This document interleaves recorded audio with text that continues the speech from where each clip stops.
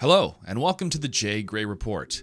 Ghost of Tsushima released last Friday exclusively on the PlayStation 4, and I've been able to play the first 7 hours or so. Here are my first impressions. So what is this game? It's developed by Sucker Punch. It's an open-world action RPG, and you can head to the website for a little bit more information about what is this game. I tried to be in the dark as much as possible before I decided to purchase. I waited until a couple of my favorite reviewers on YouTube gave their thoughts, and most of the time their opinions are correct when it comes to AAA titles, so I decided I'd give it a shot. And this game is definitely worth giving it a shot for sure. It seems that Sucker Punch developed this game learning all of the right lessons from previous open-world action RPGs, namely The Witcher and others. So they definitely learned a lot of great lessons here, and one of the lessons is so apparent when you're running around in the game. You get a horse and you're able to pick up resources. So you have wood, iron, linen, a couple other things. And when you see that resource on your horse, you don't have to get off your horse and then an animation plays while you're gathering the resource. No, you simply press R2, boom, and you collect the resource. That immediate experience taught me something very clear about Sucker Punch.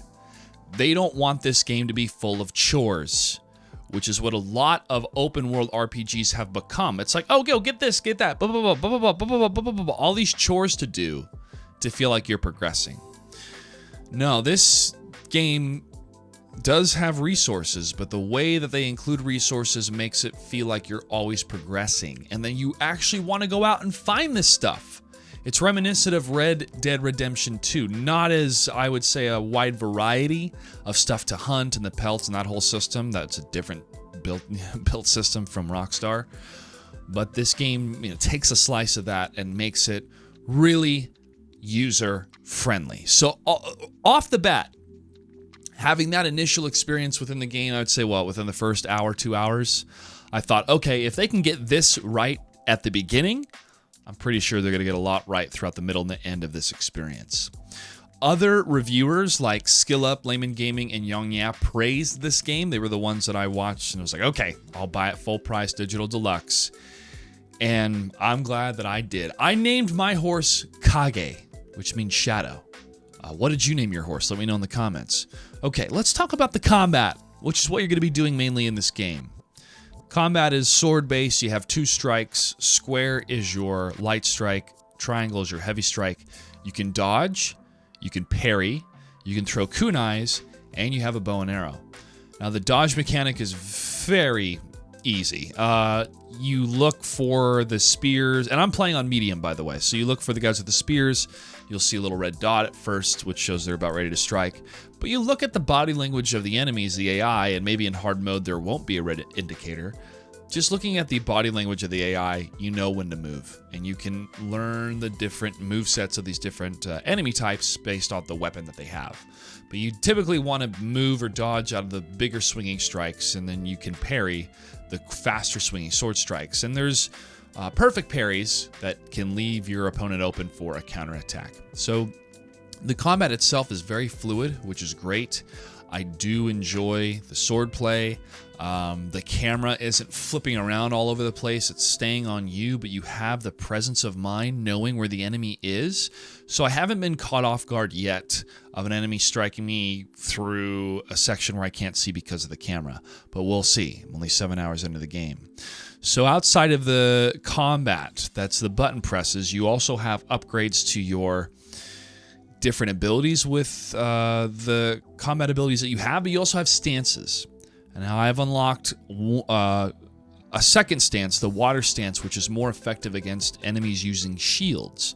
And it's very simple to switch between stances. You hold down R2 and then press circle. And then you have your stone stance, which is useful against sword enemies. So switching between the two is pretty useful, especially to use certain combos, like triangle, triangle, triangle, or hold down triangle to set up a bigger attack. In the stone stance, the bigger attack is a stab, which is almost like a one-hit kill, which is very satisfying. And then in the shield breaker stance, the water stance, it's a flurry of attacks. So you break there, you hold, break the shield, and then slash right after, or you try to break the shield at least. I haven't really gotten that one down yet because a lot of the times when I try it, I'm in groups, and holding down that button when you're in groups leaves you susceptible to attack. But the stances do provide depth and engaging an enemy differently, and the animations of your character, Jin, look great. Stone stance is at up and down, guarded stance, typical of a samurai, and then the water stance, the sword is above you, and you're thinking, why are you doing that to make you more susceptible? No, the person has a shield. So that person using the shield has to bend back or arc up because that strike can come down on them. So they're going to be more focused on defense while you can try to break their shields. So those are the two stances that I've been using so far, and I'm enjoying the differences between the two. There's so much more to unlock, I feel, with the different strategies available in the game. There's also different armor sets. I bought the digital deluxe version, which gives you this cosmetic and slight boost to your health when you're wearing it. And it looks cool, but I look forward to seeing what the different armor sets will be in the game itself. And I really hope they save the best towards the end of the game. Just like they did with The Witcher. You had your cat, griffin, bear, and you could upgrade each individual one, and they would look so cool towards the end. I mean, they look cool. Oh, and wolf as well. I mean, they look cool at the beginning. Oh, and viper. That's right. Viper is what Geralt wears at the beginning. I'm reminiscing about Witcher. Can you believe it's been 5 years since that game came out? It's crazy.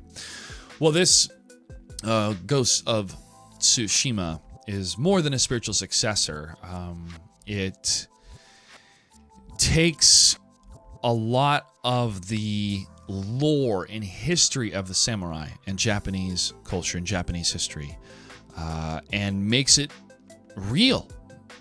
There's so much life and vitality in this game without pointing it out to itself.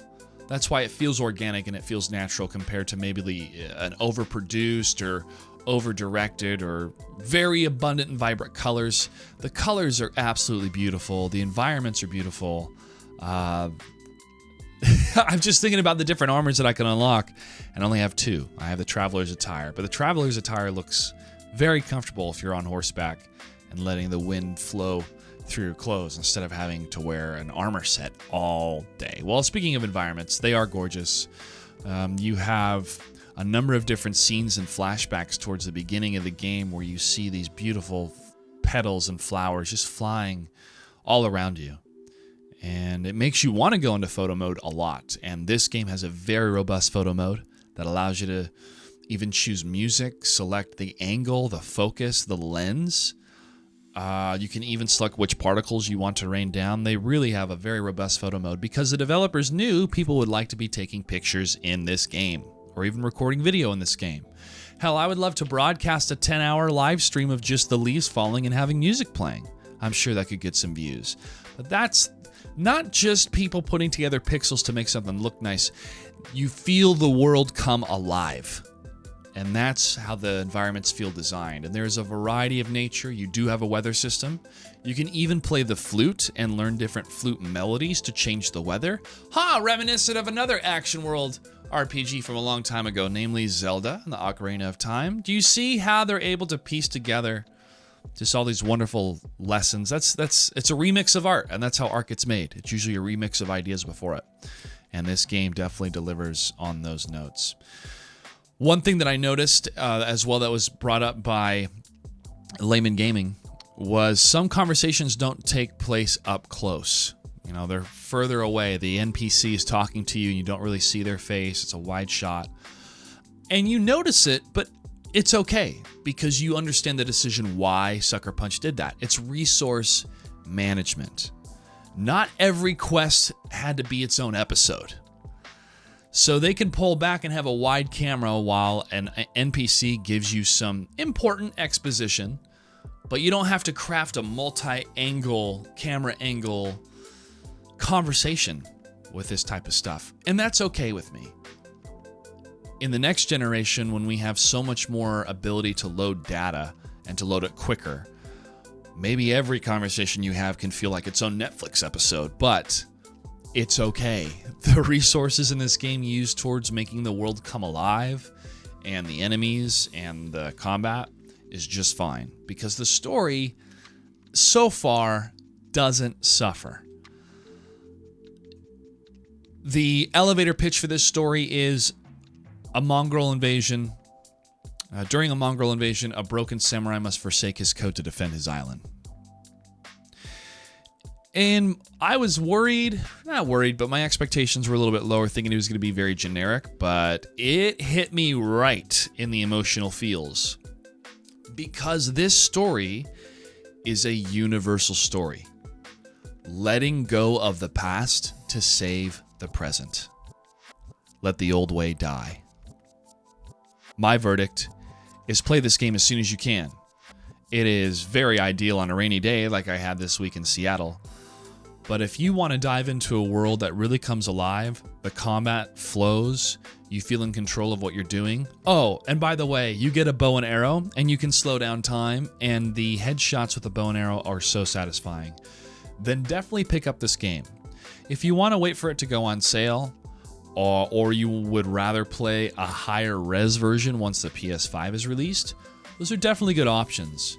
But this game really captures so many best of ideas and moments from previous titles that it definitely deserves to be the capstone for this generation of single-player games. Okay, that is my first impression of Ghost of Tsushima. And now for the giveaway. So last week I asked...